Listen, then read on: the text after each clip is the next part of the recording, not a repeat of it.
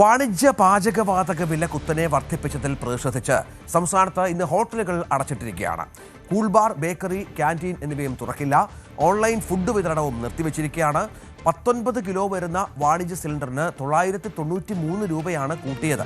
Petroleum കമ്പനികളുടെ ഓഫീസിന് മുന്നിലേക്കും കേന്ദ്ര സർക്കാർ സ്ഥാപനങ്ങൾക്ക് മുന്നിലേക്കും ഇന്ന് മാർച്ചും ധർണയും ഉണ്ടാകുമെന്നും അറിയിച്ചിട്ടുണ്ട്. നവമി ദിനേശ് ഏറ്റവും പുതിയ വിവരങ്ങളുമായി ചേരും. നവമി, ഹോട്ടൽ ഭക്ഷണത്തെ ആശ്രയിക്കുന്ന ഒരുപാട് പേർക്ക് ഇന്ന് പ്രതിസന്ധിയാണ്.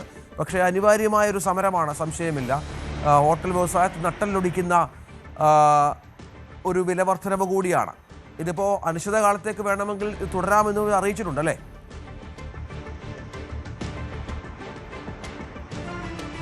അതെ രഞ്ജിത്ത്, ഇന്നിപ്പോൾ എന്തായാലും സൂചന പണിമുടക്കാണ്. പക്ഷേ ഇത് ഉടനെ ഒരു തീരുമാനം ഉണ്ടാക്കിയില്ലെങ്കിൽ കടുത്ത നടപടികളിലേക്ക് പോകുമെന്നാണ് ഹോട്ടൽ റെസ്റ്റോറന്റ് ഉടമകൾ അറിയിച്ചിരിക്കുന്നത്. കഴിഞ്ഞ ദിവസം അവർ നടത്തിയ പത്രസമ്മേളനത്തിലെല്ലാം വിശദമായി പറയുന്നതായിരുന്നു.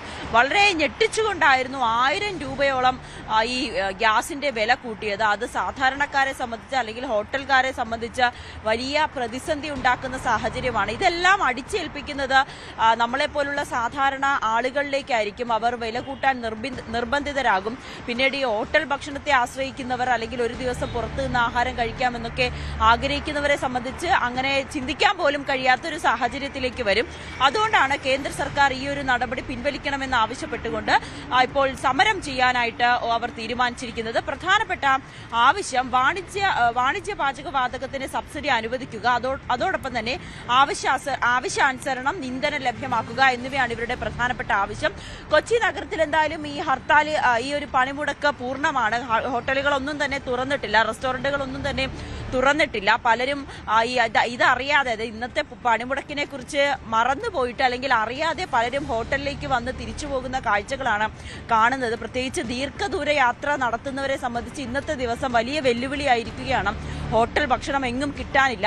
ചെറിയ കടകൾ, അതായത് തട്ടുകടകളായിപ്പോട്ടെ, അവിടെ ആഹാരമില്ല, ചായ മാത്രം കിട്ടുന്ന ഒരു സാഹചര്യം മാത്രമാണ് നിലവിലുള്ളത്. കുറച്ചു കഴിഞ്ഞാൽ അവർ അതും അടയ്ക്കുമെന്നുള്ളൊരു വിവരമാണ് നമുക്ക് ലഭിക്കുന്നത്. ഒപ്പം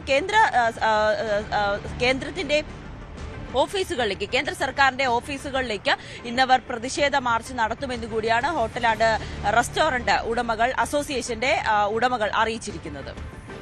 നവമി ദിനേശാണ് വിവരങ്ങൾ പങ്കുവച്ചത്.